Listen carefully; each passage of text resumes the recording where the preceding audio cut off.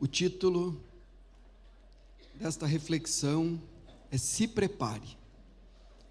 Então gostaria que você virasse carinhosamente para a pessoa que está aí ao seu lado e diga para ela: se prepare, meu irmão, minha irmã. Aleluia. Glória a Deus. Como é bom estarmos reunidos na presença de Deus. Nós estamos terminando a nossa campanha de 21 dias de jejum e oração.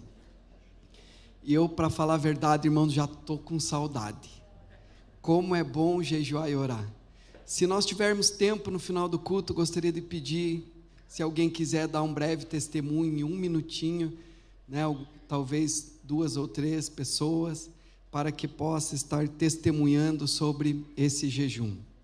Glória a Deus. Hoje eu quero trazer uma palavra sobre nós nos prepararmos para algo muito importante, que eu vou falar um pouquinho mais à frente.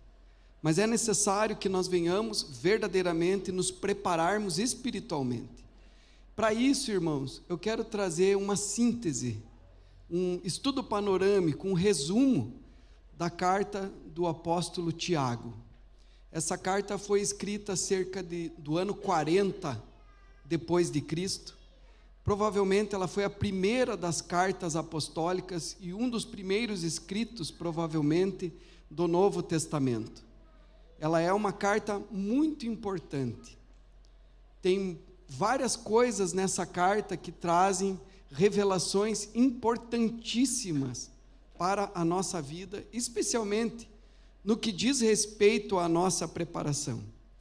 Embora ela tenha apenas 2 referências nominais sobre Jesus, ela traz muitas alusões dos ensinos de Jesus, e aliás, mais alusões dos ensinos de Jesus do que todas as outras cartas do Novo Testamento. Inclusive tem 15 referências do Sermão do Monte. Mais da metade dos seus 108 versículos são expressões imperativas.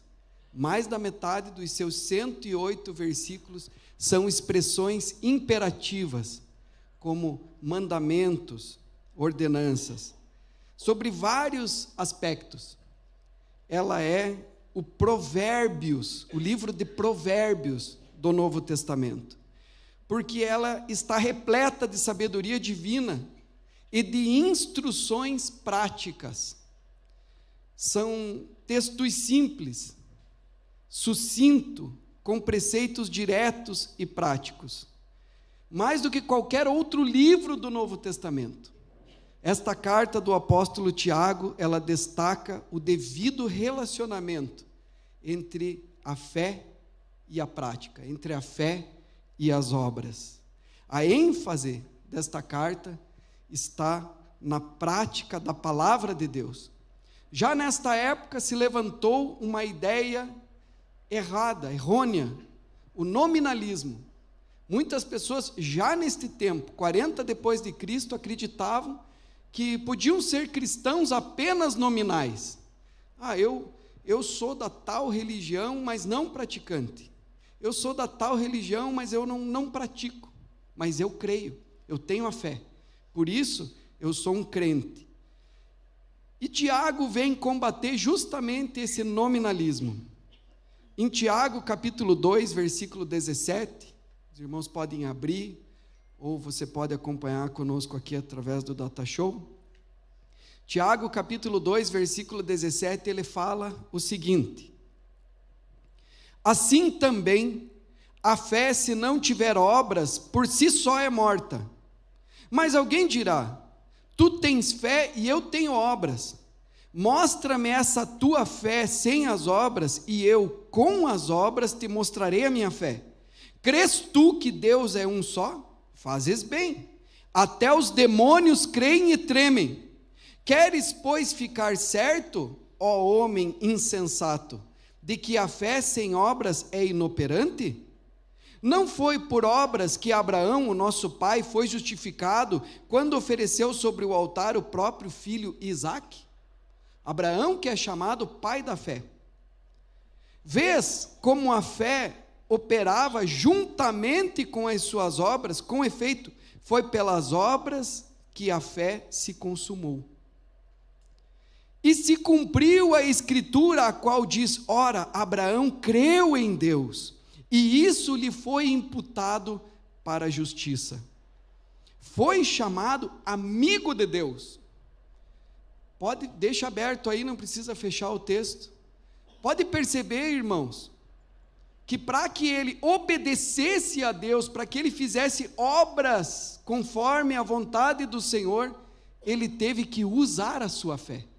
Para que ele oferecesse o seu próprio filho em sacrifício, diz a Bíblia que ele creu em Deus. E ele creu na palavra de Deus, porque Deus lhe havia dito que em Isaque seria chamada a sua descendência. E então, Deus tinha poder até para trazer dos mortos Isaque. Essa era a fé de Abraão. Ele sabia que em obedecer a Deus, ele teria o seu filho de alguma maneira ou de outra de volta nos seus braços. Então, com muita fé, com muita ousadia, com muita coragem, com muita intrepidez, ele obedece a Deus. A fé salvífica, a fé evangélica é uma fé que nos leva a obedecer a Deus. E o texto continua dizendo assim: verificais que uma pessoa é justificada por obras e não por fé somente. De igual modo, não foi também justificada por obras a meretriz Raabe, quando acolheu os emissários e os fez partir por outro caminho? Porque assim como o corpo sem espírito é morto, assim também a fé sem obras é morta. E o mais interessante, irmãos, é que aqui nós encontramos essa expressão, que algumas vezes aparece na palavra do Senhor, que Abraão, por causa da sua fé, foi chamado amigo de Deus. Por causa da sua obediência, ele foi chamado amigo de Deus. E aí nós entendemos que Deus é amigo. Jesus disse isso. Jesus disse em João capítulo 14, versículo 15: se me amais, guardareis os meus mandamentos. Ele também disse no versículo 21 e 23: aquele que me ama guardará a minha palavra, o Pai o amará, viremos para ele e nele faremos morada. E no versículo 23, aquele que me ama guardará os meus mandamentos, e nós nos manifestaremos a ele. Também disse Jesus em João capítulo 15, versículo 14: vós sois meus amigos, se fizerdes o que eu vos mando. Já não vos chamo de servos, porque o servo não sabe o que faz o seu senhor, mas tenho-vos chamado amigos, porque tudo o que recebi de meu Pai vos tenho dado a conhecer. Deus só abre o seu coração e os seus segredos e a revelação daquilo que é precioso para Ele aos homens e mulheres que lhe são fiéis, que lhe obedecem, que sabem valorizar aquelas revelações. Então o Senhor diz amigo. Diz a Bíblia Sagrada, irmãos, que quando Deus revelou os mandamentos a Moisés, dizia: com eles eu falo através de profecia, através de sonhos, mas com Moisés, meu amigo, eu falo face a face. Abraão foi chamado amigo de Deus por causa da fé, mas essa fé se comprovou por causa da sua obediência. Por isso que a fé sem obras é morta. Efésios capítulo 2, versículo 8 a 10, diz que pela graça sois salvos mediante a fé, e isto não vem de vós, é dom de Deus, para que ninguém se glorie, não por obras, mas pela fé, para que ninguém se glorie. Isso está certo, mas fundamentados nesta palavra, muitas pessoas começaram a acreditar: ah não, é só crer em Jesus. Ah, eu creio em Jesus, mas não preciso ter uma vida transformada. Ah, eu creio em Jesus, mas não preciso praticar todos os mandamentos. Ah, eu creio em Jesus, mas eu já estou salvo pela obra redentora que Ele fez por mim na cruz do Calvário.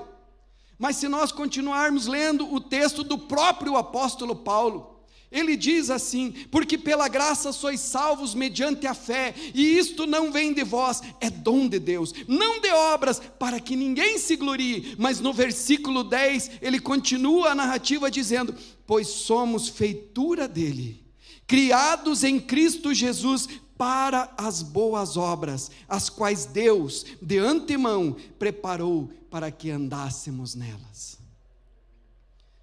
As obras são algo que nós temos que fazer, irmãos, sob pena de perdermos a nossa salvação. Não somos salvos por ela, mas se não as fizermos, podemos arriscar a nossa salvação, porque nós somos pecadores, e nenhum de nós pode se salvar por si mesmo, pelas suas obras, porque todas as nossas obras de justiça são como trapos de imundícia. Mas o verdadeiro arrependimento pressupõe abandono do pecado. A Bíblia diz: aquele que se arrepende e deixa, alcançará misericórdia. Mas aquele que prossegue na prática obstinada dos pecados, depois de ter recebido revelação acerca da vontade de Deus, diz Hebreus capítulo 10, que já não resta sacrifícios pelo pecado, mas uma expectativa de juízo e fogo vingador que consumirá os adversários. Se na lei de Moisés as pessoas eram punidas quando transgrediam, quanto mais cuidais, vos será merecedor aquele que ultrajar o Espírito da graça, pisar com os seus pés os átrios do Senhor, e rejeitar o sangue com o qual foi santificado. Horrenda coisa é cair nas mãos do Deus vivo. Lembrai-vos que o juízo começa pela casa de Deus. Tiago traz na sua epístola tudo para a prática. O que eu pratico e não o que eu digo é o que define a minha fé. E nós precisamos buscar em Deus esta sabedoria. Outra coisa, para que nós possamos ir sintetizando, resumindo esta carta, importante nesta revelação, que no primeiro capítulo, nós encontramos algo poderoso, que precisamos buscar sabedoria em Deus, para nos alegrarmos nas provações. Precisamos buscar sabedoria em Deus para nos alegrarmos nas provações. Isso parece um paradoxo, mas pastor, como é que eu vou me alegrar nas dificuldades, nas lutas, nos problemas, nas provações? Como que eu posso me alegrar nestas coisas? É o que Tiago está falando aqui, Tiago capítulo 1, versículo 2, diz assim: meus irmãos, tende por motivo de toda alegria o passardes por várias provações, sabendo que a provação da vossa fé, uma vez confirmada, produz perseverança. Ora, a perseverança deve ter ação completa, para que sejais perfeitos e íntegros, íntegros e em nada deficientes.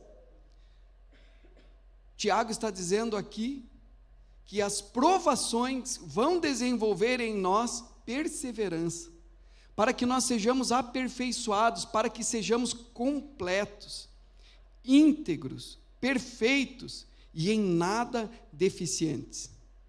Com ele o apóstolo Paulo faz coro em Romanos capítulo 5, versículo 3, onde diz: e não somente isto, mas também nos gloriamos nas próprias tribulações, sabendo que a tribulação produz perseverança, e a perseverança experiência, e a experiência esperança. E aqui nós vemos a necessidade de fazermos aquilo que a pastora Rovena pregou na semana passada: sermos determinados. O que é determinação? Determinação tem dois sentidos. O primeiro sentido é uma ordem de autoridade superiora. E quando essa ordem é dada, quando nós recebemos uma determinação com diligência, ela deve ser obedecida. Mas uma pessoa determinada é uma pessoa que dá ordem para si mesma, e ela persevera, ela vai até o final, ela não desiste, ela não recua, ela não se intimida diante de qualquer situação, mas ela prossegue com fé em Deus. É claro que na palavra do Senhor, os vencedores são aqueles que têm determinação. Os vencedores são os perseverantes.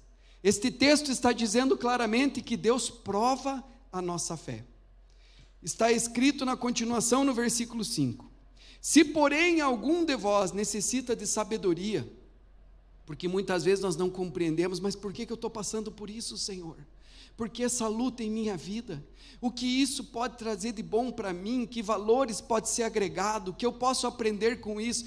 Se alguém tem falta de sabedoria, diz o texto, peça a Deus, que a todos dá liberalmente, e não censura, não impropera, e ser-lhe-á concedida. Peça-a, porém, com fé, em nada duvidando, pois o que duvida é semelhante à onda do mar, impelida e agitada pelo vento. Não suponha esse homem que alcançará do Senhor alguma coisa. Homem de ânimo dobre, inconstante em todos os seus caminhos. Uma pessoa de ânimo dobre, uma hora quer, uma hora não quer. Uma hora quer, uma hora não quer. Uma hora está animado, uma hora vai, agora vai. De repente, já era fogo de palha. Uma hora a pessoa está determinada, de repente uma palavra, olha, não sei, será? E ela já se desanima, já murcha. Aqui, irmãos, neste contexto da carta de Tiago, essa carta foi escrita para os crentes da dispersão. 12 tribos de judeus convertidos, que estavam dispersos por todo o Império Romano, e foram dispersos por causa de uma perseguição religiosa que veio sobre eles. Então eles estavam numa diáspora, numa dispersão, e é nesse contexto que Tiago escreve para eles, dizendo, tendo de motivo de grande alegria o passardes por várias provações, porque a prova da vossa fé desenvolve a perseverança. Como diz o apóstolo Paulo, a provação da nossa fé desenvolve a perseverança. A perseverança produz experiência, e a experiência, esperança. O que significa isso? Significa que nós podemos enfrentar crises, dificuldades, problemas na vida, lutas, mas se nós perseverarmos e estivermos no Senhor, o Senhor nos dará a vitória. Porque está escrito que em todas as coisas somos mais do que vencedores por aquele que nos amou. E isso é poderoso, porque a perseverança, ela nos aperfeiçoa, e quando nós somos aprovados por ela, nós alcançamos a experiência. A guerra, a batalha, produz experiência. As batalhas são necessárias, irmãos. Nesse jejum de 21 dias, eu entendi o quanto o demônio odeia quando a igreja se levanta coletivamente para jejuar. Quando uma pessoa se levanta para jejuar e buscar a face do Senhor por um propósito. O diabo odeia. O diabo vem com retaliação, o diabo vem com luto, o diabo vem com guerra. Mas na realidade não é o inimigo que está se levantando para guerrear contra nós. Nós nos levantamos no jejum e na oração para saquearmos o inferno e povoarmos o céu. Os irmãos lembram dos propósitos coletivos da oração? A construção da nossa igreja e o crescimento da igreja em 2 vezes mais. Já neste sábado, uma das nossas células já multiplicou. E agora temos uma palavra de oração, como pregou a pastora Lu aqui, plantada no altar do Senhor, regada com jejum e oração para a glória do Senhor Jesus. E nós vamos perseverar até vermos, irmãos, aquilo que nós estamos buscando concretizado para a glória do Senhor. E é por isso que o inimigo odeia tanto quando uma pessoa se coloca a jejuar, orar e buscar a sabedoria de Deus e a vontade de Deus. Porque ele sabe que essa pessoa vai avançar, que essa pessoa vai progredir, que essa pessoa vai melhorar, que essa pessoa vai avançar justamente contra ele. E aí vem a guerra, a luta. Mas a luta é boa.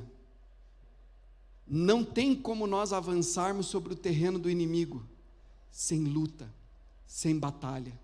A Bíblia diz que quando nós vamos expulsar um demônio para ganhar um território, aquele demônio luta como um valente, mas maior é o que está em nós do que aquele que está no mundo.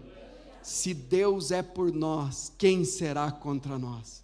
E ele só sai se levanta um mais valente do que ele, e o ata, e o amarra, e o expulsa daquele lugar. E a igreja se levanta. Por isso diz a palavra, irmãos, que as portas do inferno não prevalecerão contra a igreja. Porta é a arma de defesa. Então o inferno está se defendendo, porque a igreja se levanta no jejum e na oração. Não são as portas da igreja, não é a igreja que fica se defendendo, é o inferno que fica se defendendo, porque nós vamos fazer a obra do Senhor, nós vamos fazer a vontade do Senhor. E aí tem guerra, mas as guerras são boas, porque através das guerras, através das lutas, nós somos aperfeiçoados em nossa fé. Porque é muito fácil, irmão, quando está tudo bem, você dizer, eu tenho fé. Quando vai tudo bem, tudo tranquilo, não tem batalha, não tem luta, não tem problema algum. Nossa, eu tenho fé. Mas a fé verdadeiramente é aprovada nos momentos de dificuldade. Aqui eles perderam, foram espoliados, perderam seus bens por causa de uma perseguição que se levantou contra a igreja. Muitas vezes isto acontece, e é nestes momentos que nós somos provados.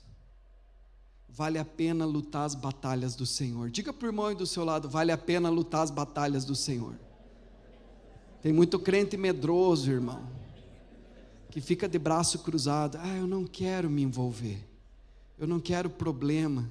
Quanto mais eu oro, mais assombração me aparece. Diga misericórdia, o Senhor está chamando os seus valentes. Nós somos a igreja da hora final, nós somos a igreja comissionada. Ide, isso é para a igreja, para o corpo de Cristo. Se você quiser ser corpo de Cristo, você tem que se revestir da armadura de Deus e dizer, conta comigo, Senhor. Ide por todo mundo, pregai o evangelho a toda criatura, fazei discípulos de todas as nações, ensinando-os a guardar todas as coisas que vos tenho ordenado, e eis que estou convosco todos os dias até a consumação dos séculos. Agora veja o que Tiago diz um pouquinho mais adiante. Tiago capítulo 1 versículo 12, ele diz, bem-aventurado o homem que suporta com perseverança a provação, porque depois de ter sido aprovado, receberá a coroa da vida, a qual o Senhor prometeu aos que o amam. Meus irmãos, por sermos crentes, muitas vezes nós somos cancelados pelo mundo. Nossas crianças, nossos adolescentes são cancelados nas escolas, porque nas escolas as turmas vão para o pecado. E muitas vezes, para ser popular, para ser aceito, você tem que cometer os mesmos pecados. E então o crente é cancelado, é perseguido. Mas esse texto de Tiago diz que quando isto acontecer, alegrem-se, porque sobre vocês repousa o Espírito da glória de Deus. O Senhor tem uma coroa, o Senhor tem vida, receberá a coroa da vida, o qual o Senhor prometeu aos que o amam. Porque eu amo o Senhor, eu me alegro em ser cancelado, eu me alegro em ser perseguido. É o que diz o Sermão do Monte. Bem-aventurados sois, alegrai-vos, diz o Senhor, quando vos perseguirem e mentindo disserem todo mal contra vós. Porque a mim me perseguiram. Não é o servo maior do que o seu senhor. Se me perseguiram a mim, vão perseguir a vocês também. Por quê, irmãos? Porque o inimigo está aí. E o inimigo muitas vezes usa pessoas para nos prejudicar, usa pessoas para nos perseguir, usa pessoas contra nós, porque ele nos odeia. Mas a nossa luta não é contra carne e sangue, mas contra os principados e potestades, contra os dominadores deste mundo, contra as forças espirituais da maldade que agem nas regiões celestiais. E nessa luta nós somos mais do que vencedores, aleluia. Na continuação do texto, Tiago vai falar que nós não devemos dar ao dinheiro o valor que ele não tem. Nesse contexto, eles perderam as coisas que tinham, perderam o dinheiro, foram espoliados. E Tiago diz que nós não devemos dar ao dinheiro o valor que ele não tem. É muito fácil você ver quando uma pessoa tem como seu Deus as riquezas, o dinheiro, que a Bíblia chama de mamon. É muito simples. Quando ela está com a conta bancária recheada, quando está tudo bem financeiramente, quando a sua empresa está rendendo lucros, quando está dando tudo certo na área financeira, os seus investimentos estão bem, está tudo ok, ela está feliz. Ah, que maravilha, que tranquilidade, que paz, tenho um dinheirinho, tenho reserva, tenho seguro, está tudo certo. Mas quando ela enfrenta uma crise, quando ela enfrenta um revés, quando o comércio não está dando tantos lucros, aí cai os ombros.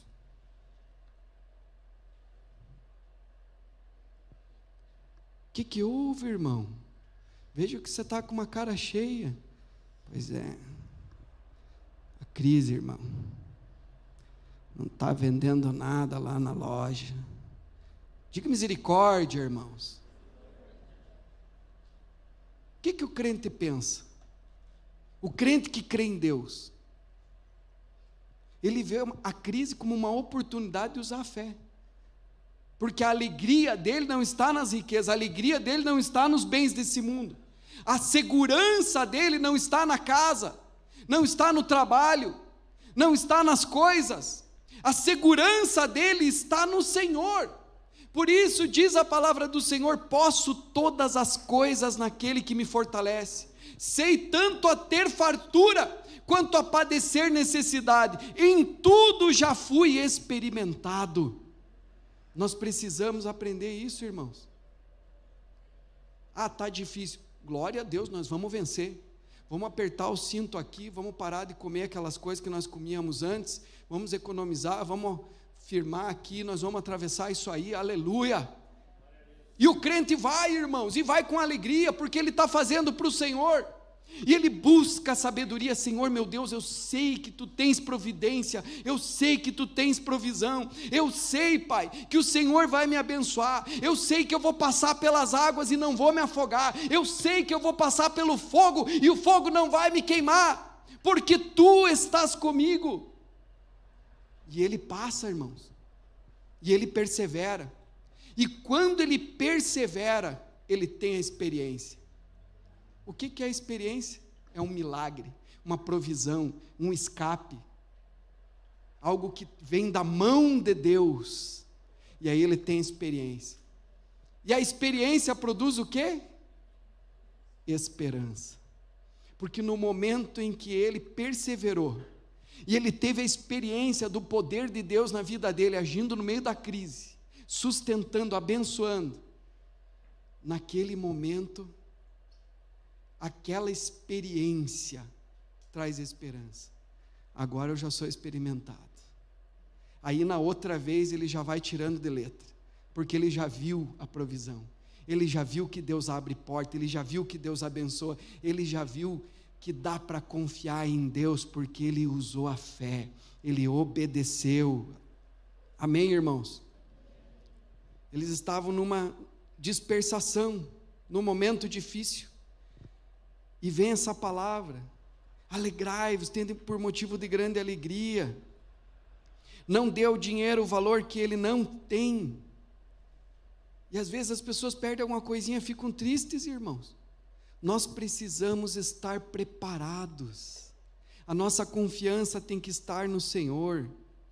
Viktor Frankl, psiquiatra judeu, passou pelo horror dos campos de concentração, aonde os seres humanos eram tratados pior do que se fossem animais, e ele se viu reduzido a uma existência nua e crua, perdeu tudo, perdeu a esposa, perdeu os pais, perdeu um irmão, só ele e uma irmã ficaram vivos, e a única coisa que ele tinha era a própria existência, muitas vezes passando fome, muitas vezes passando torturas, muitas vezes na expectativa do total aniquilamento da sua vida. Mas ainda assim, diante deste cenário, ele conseguiu encarar a vida como algo que valia a pena preservar. E eu pergunto para os irmãos, como uma pessoa, numa circunstância dessa, que perde tudo, só não perde a própria existência, como ele pode ter a vida como algo que vale a pena preservar? O psiquiatra Freud diz que o problema das neuroses humanas, em certo sentido, está ligado a carências e frustrações sexuais.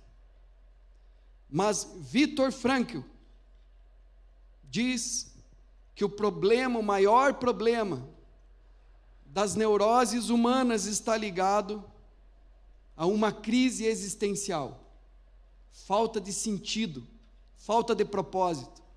Porque quando o homem tem propósito, quando o homem entende o sentido da vida, ele não se suicida, ele não se mata, ele não desiste, ele não recua, ele não retroage, mas ele avança, ele avança, ele avança, deixando as coisas que para trás ficam, prossigo para o alvo, que é Cristo Jesus, autor e consumador da nossa fé.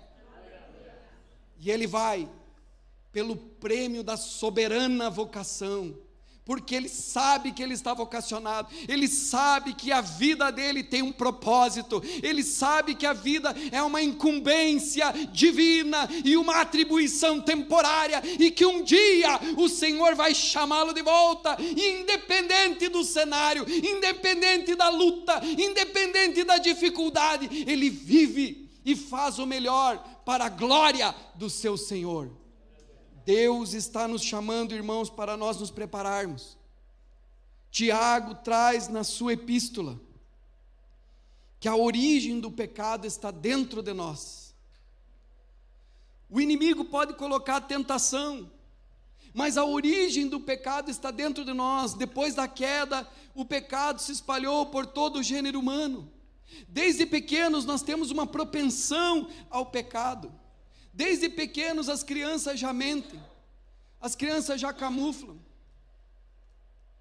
A Bíblia diz, aqui nesta epístola de Tiago, que todos nós somos atraídos e engodados pela nossa própria concupiscência, pelo nosso próprio desejo. E essa concupiscência, esse desejo, quando consumado, gera a morte. E morte espiritual. O inimigo pode colocar ali a isca saborosa do pecado. Talvez para um homem carente, que tem a autoestima baixa, pode aparecer uma mulher muito bonita, fazendo ele se sentir alguém muito importante, alguém admirável. E o diabo sabe como seduzir. E muitas vezes essa outra pessoa também é uma marionete e uma vítima nas mãos do inimigo, porque ela está enfeitiçada. Ela age sem nem saber por que está agindo daquela maneira.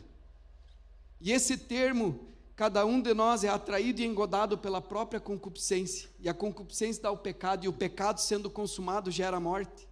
Esse termo engodar vem da pescaria, que significa fisgar com anzol, engodar o peixe. A isca saborosa está ali, a isca de Satanás. O diabo joga ali a isca.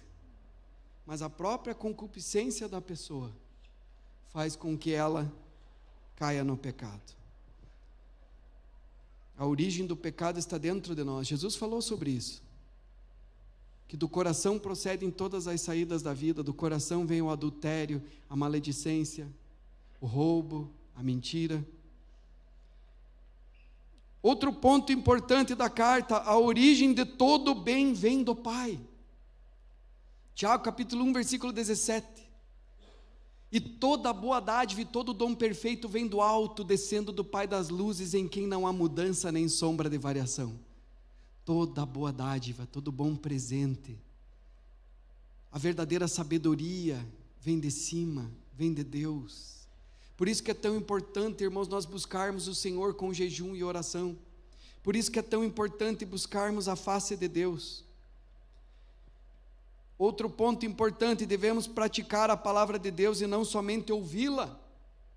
Diz Tiago: seja praticante da palavra e não somente ouvinte, porque os que apenas ouvem e não praticam estão enganando a si mesmos.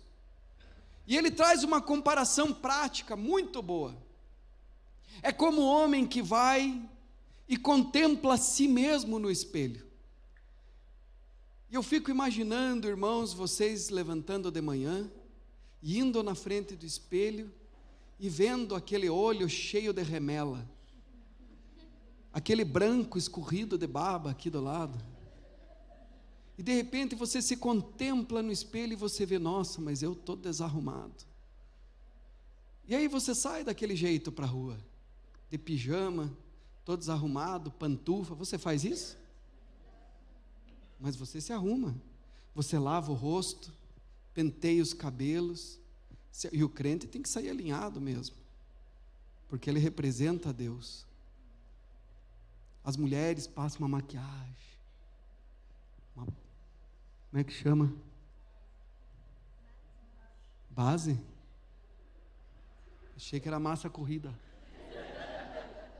Passam a massa corrida, se arruma bem e sai. Irmãos, a Bíblia diz que o Senhor, quando nos criou a sua imagem e semelhança. A Bíblia diz que Jesus, em Colossenses capítulo 1, Jesus é a imagem do Deus invisível, o primogênito de toda a criação. Então, quando nós olhamos para a palavra de Deus, é como alguém que se contempla a si mesmo no espelho, e diante desse espelho da palavra de Deus, que é um espelho de cristal, você consegue se ver claramente, e você vê que você está desarrumado, e então você se arruma, porque a vontade de Deus é que você seja segundo a sua imagem, segundo a sua semelhança.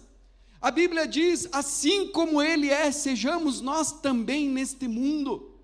E então você se arruma, conserta a sua vida. Por isso, meus irmãos, que nós temos que ter um tempo diário, um tempo a sós com Deus diário, e ali meditarmos, lermos a Bíblia, meditarmos na palavra do Senhor e olharmos para as nossas próprias vidas e arrumarmos a nossa vida, porque o que ouve a palavra e não pratica é semelhante a um homem que vai, se olha no espelho e depois sai e se esquece de como era. E é importante você não esquecer de como você é, de como Deus quer que você seja. O texto também diz, irmãos, no capítulo 2, que nós não devemos fazer acepção de pessoas, e que quando fazemos acepção de pessoas, isso revela a nossa indignidade.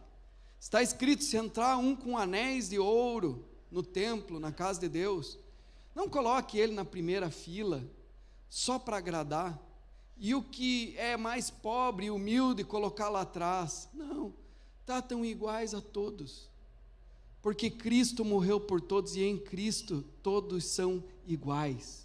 Na casa de Deus, não é como em algumas agremiações, em algumas fraternidades. Opa, esse aqui é engenheiro.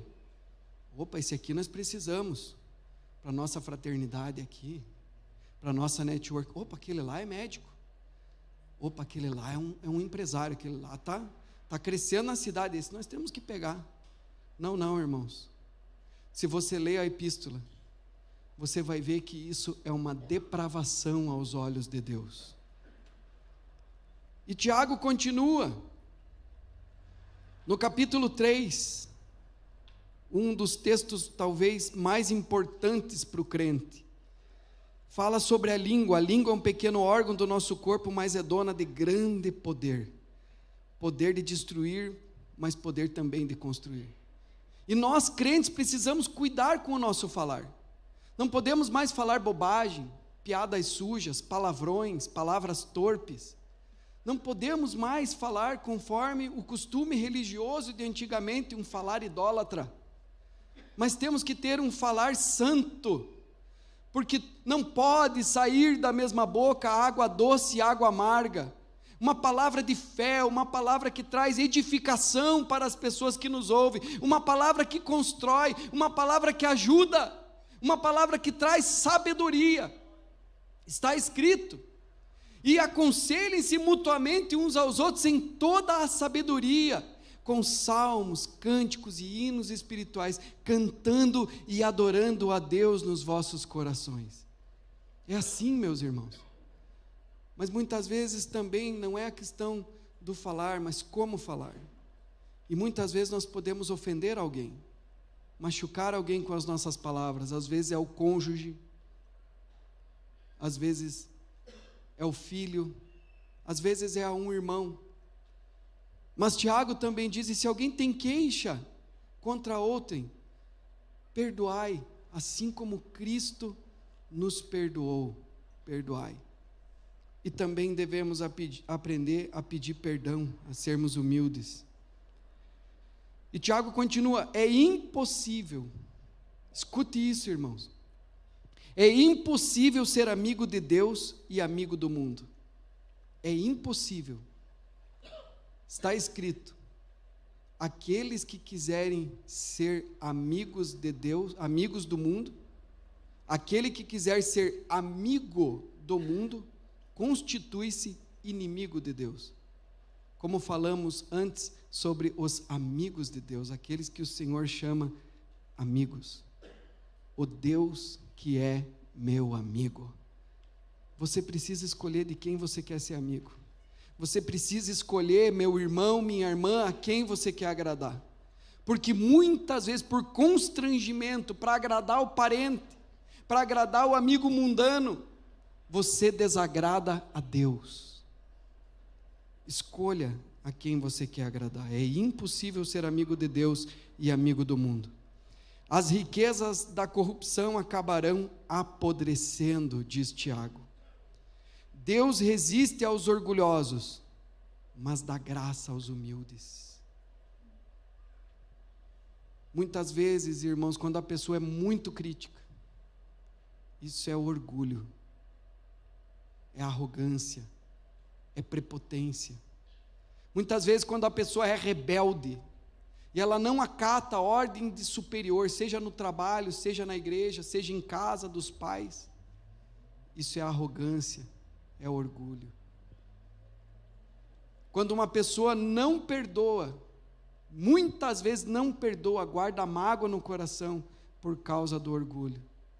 Muitos perdem o casamento, perdem a família, perdem o emprego, tudo por causa do orgulho. Diz a Bíblia que Deus abomina o orgulho. Deus resiste aos orgulhosos, mas dá graça aos humildes. A palavra do Senhor diz que Satanás se rebelou contra Deus, e o pecado dele foi orgulho, e ele caiu, e essa foi a queda do diabo. E já quase no apagar das luzes da sua escrituração, ele retoma um tema de eminência no primeiro século, talvez o tema mais debatido da igreja no primeiro século, que é sobre isso que eu quero falar, e é aonde esta carta nos leva: a volta de Jesus. Tiago capítulo 5, versículo 7, os irmãos acompanhem comigo. Tiago 5, versículo 7 diz assim: sede, pois, irmãos, pacientes, até a vinda do Senhor. Eis que o lavrador aguarda com paciência o precioso fruto da terra, até receber as primeiras e últimas chuvas. Sede vós também pacientes e fortalecei o vosso coração, pois a vinda do Senhor está próxima. Irmãos, não vos queixeis uns dos outros, para não serdes julgados. Eis que o juiz está às portas. Irmãos, tomai por modelo no sofrimento e na paciência os profetas, os quais falaram em nome do Senhor. Eis que temos por felizes os que perseveram firmes. Tendes ouvido da paciência de Jó, vistes que fim o Senhor lhe deu, porque o Senhor é cheio de eterna misericórdia e compassivo. Os irmãos lembram quando Jó atravessou os seus problemas? Deus restituiu 2 vezes mais. O Senhor tem bênçãos também para nós, irmãos. O Senhor quer nos abençoar. E eu quero ler aqui, irmãos, algo da parte de Jesus, que está em Lucas, capítulo 17, versículo 20, para nós compreendermos como será a vinda do Senhor. Lucas, capítulo 17, versículo 20, acompanhem comigo. Diz assim: interrogado pelos fariseus sobre quando viria o reino de Deus, Jesus lhes respondeu: não vem o reino de Deus com visível aparência, nem dirão, ei-lo aqui, ou ei-lo lá está, porque o reino de Deus está dentro em vós. Onde que está o reino de Deus? Hoje o reino de Deus já está aqui, dentro de cada um de nós, que obedecemos ao Senhor, que nos submetemos às suas leis, que nos submetemos ao seu senhorio. O reino de Deus já está aqui dentro de nós. E ele continua dizendo, versículo 22, a seguir, dirigiu-se aos discípulos: virá o tempo em que desejareis ver um dos dias do Filho do Homem e não o vereis, e vós dirão, ei-lo aqui, ou lá está. Não vedes, não vades, nem os sigais, porque assim como o relâmpago fuzilando brilha de uma a outra extremidade do céu, assim será no seu dia o Filho do Homem. Então vai ser de repente, irmãos, um relâmpago, de uma a outra extremidade do céu. E aí ele fala para nós compreendermos esse dia da vinda do Senhor, ele fala para nós olharmos para trás. Diz assim, versículo 25, mas importa que primeiro ele padeça muitas coisas e seja rejeitado por esta geração, que é a obra que ele fez na cruz do Calvário. Assim como foi nos dias de Noé, será também nos dias do Filho do Homem. Comiam, bebiam, casavam e davam-se em casamento até o dia em que Noé entrou na arca, e veio o dilúvio e destruiu a todos. O mesmo aconteceu nos dias de Ló.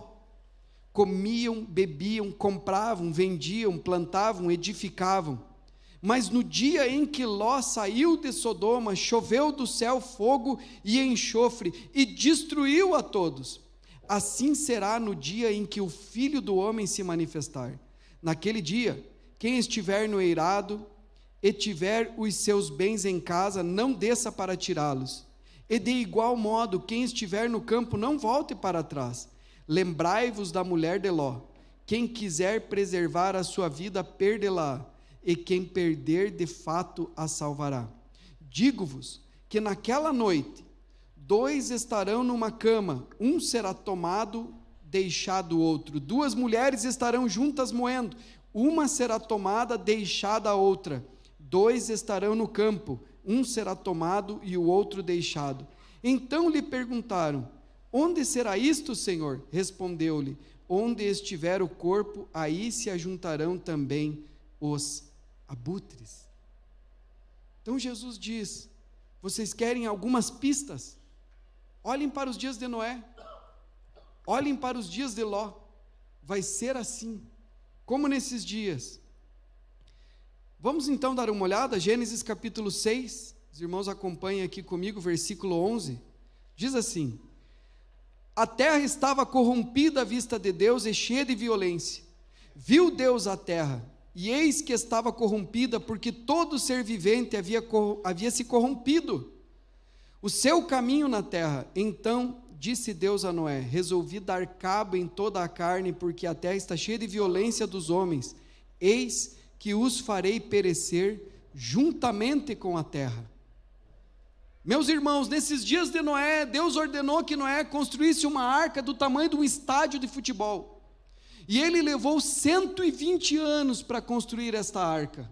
Durante este tempo, Noé pregava a palavra de Deus e dizia: olhem, arrependam-se, porque o dilúvio vai chegar, virá juízo sobre a terra, e vai cair grandes águas, e as águas vão subir, e tudo vai ficar submerso. Entrem na arca.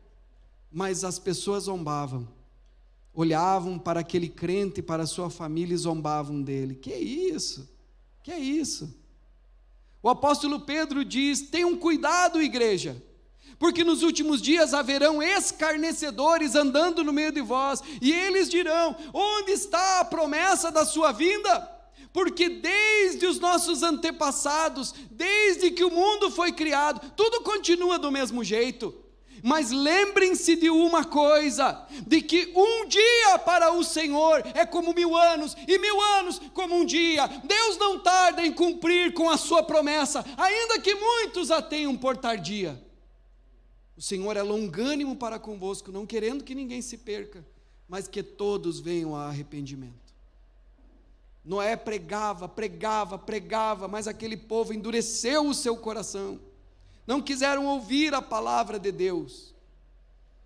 Até o dia em que os animais, aconteceu um fenômeno muito bonito. Os animais começaram a vir em pares e entrar dentro daquela arca. E as pessoas ficaram pasmas. Vejam o que está acontecendo. Vamos lá olhar. E então os animais foram entrando e foi reunindo uma multidão. Talvez se fosse nos dias de hoje, estavam saindo ônibus, né? Ia ter, quem sabe, até um ônibus de caçador para ir lá ver o fenômeno da arca. E os animais dentro daquela grande arca imensa. Mas de repente aconteceu algo, irmãos. A arca foi fechada por Deus, de fora para dentro. Não foi Noé que fechou de dentro, que puxou a porta e fechou de fora para dentro. Mas ela foi fechada por Deus, por fora. E Deus fechou a porta da arca. E aí veio o primeiro dia, e reuniu aquela multidão, e as pessoas: ei, Noé, quero ver quanto tempo você vai aguentar aí com esses animais, tipo um reality show. E o povo olhando, aquela situação. E veio o segundo dia. Preste atenção, irmãos, na contagem dos dias, é muito interessante. Veio o segundo dia e nada aconteceu. E veio o terceiro dia e foi reunindo mais multidão e nada aconteceu. E veio o quarto dia e nada aconteceu. E veio o quinto dia, nada. Mas no final do sexto dia, as comportas dos céus se abriram e caiu chuva copiosa, como nunca havia caído antes sobre a face da terra, porque até então a terra era regada por um orvalho espesso, não havia chuva, mas ali começou a cair a chuva e as águas do dilúvio começaram a subir. Naquele momento as pessoas correram para a arca, batiam na arca e diziam: Noé, Noé, agora nós cremos, abra a porta, Noé, abra a porta, Noé. Mas Deus havia fechado a porta da arca. Fora tarde demais. Diz Jesus que assim será os dias da vinda do seu Filho. Os dias de Noé, irmãos, eram dias de podridão moral. A família estava podre, a sociedade estava podre. Um dia, semelhante aos nossos dias de hoje, o legislativo já não serve mais para muita coisa. O executivo está desacreditado. Nós não podemos mais confiar no judiciário.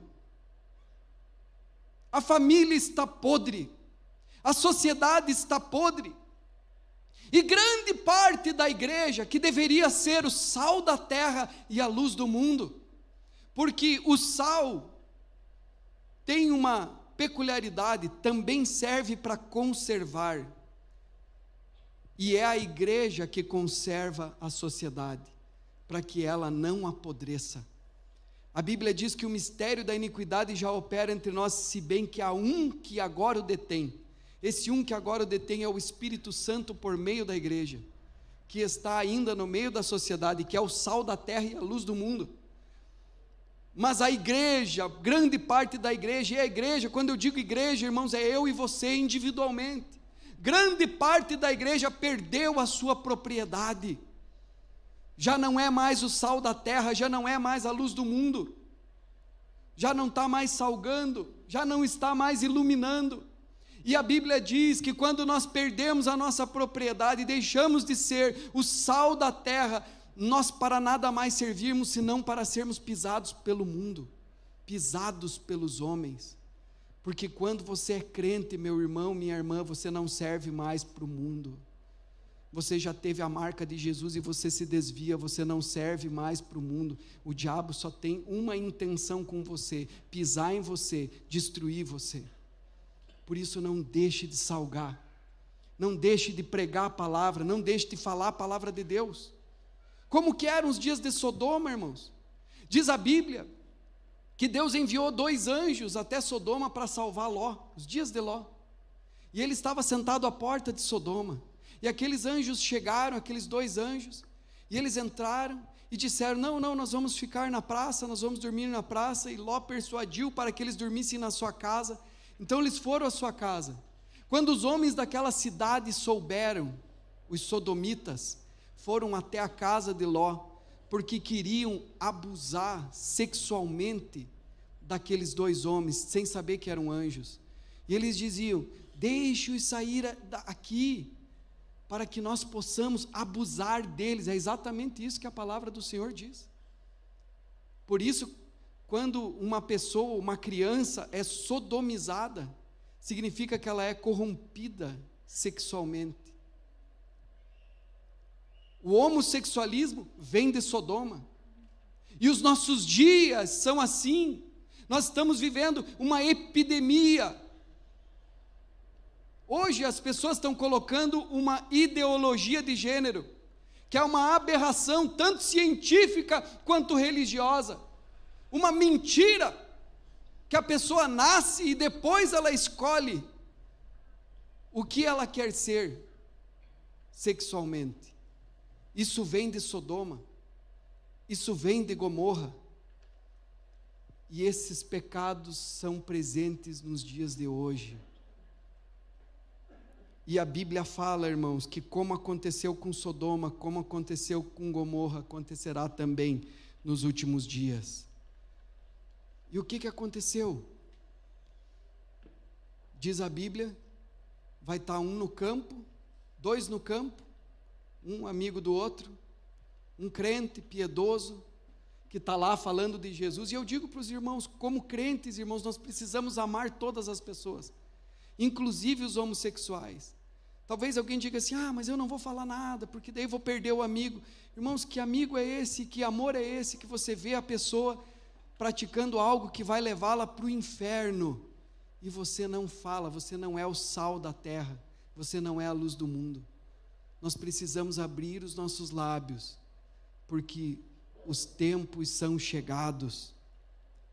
E aí, irmãos, de repente, a esposa é aquela que prega para o marido e vem na igreja e busca Deus, mas o marido não quer saber de Deus. E aí, um dia de manhã, ele olha, bota a mão: cadê minha mulher? Deve estar lá embaixo fazendo o café. E ele fica esperando, vinha o cheiro do café, mas o cheiro do café não chega, e a esposa foi arrebatada. Eu ouvi um testemunho, que uma mulher sempre pregava para o marido, e queria levar o marido para a igreja, queria que o marido se convertesse, mas ele endureceu o coração. E numa noite ele teve um sonho, e ele começou a se perturbar no sonho, e de repente ele acordou todo suado, perturbado, e a esposa acordou junto. O que houve, meu amor? E ele disse: eu tive um sonho terrível. Me conte o sonho. Eu sonhei que eu estava trancado dentro de um quarto fechado, e eu ia tentar abrir uma porta, mas a porta estava fechada, e havia outra porta, e eu fui tentar abrir a porta, mas a porta estava trancada, e eu comecei a ficar sufocado ali, e de repente eu vi uma escada que subia para o céu, e tinha uma porta, eu comecei a caminhar para cima, na direção daquela porta, mas aquela porta foi fechando, e a porta fechou, e eu não consegui. E aí eu acordei, e aí a esposa falou para ele: olha, amor, eu sei que você não gosta que eu fale, mas Deus está falando com você, Deus está te chamando, e a porta ainda está aberta. E ele disse: viu? Não dá para contar nada, nem um sonho você já começa a pregar para mim, vamos dormir. E virou para o lado e dormiu. Lembre, irmãos, Deus fechou a porta da arca. De repente ele estava em casa tomando café, chegou alguém correndo: seu marido acabou de ser atropelado, está no meio da rua, e ela saiu correndo, encontrou o homem, e o homem estava falando alguma coisa, muito baixo, e ela foi com o ouvido para tentar ouvir o que o homem dizia, e ele disse: a porta está fechada, e morreu daquela maneira. A porta ainda está aberta, irmãos.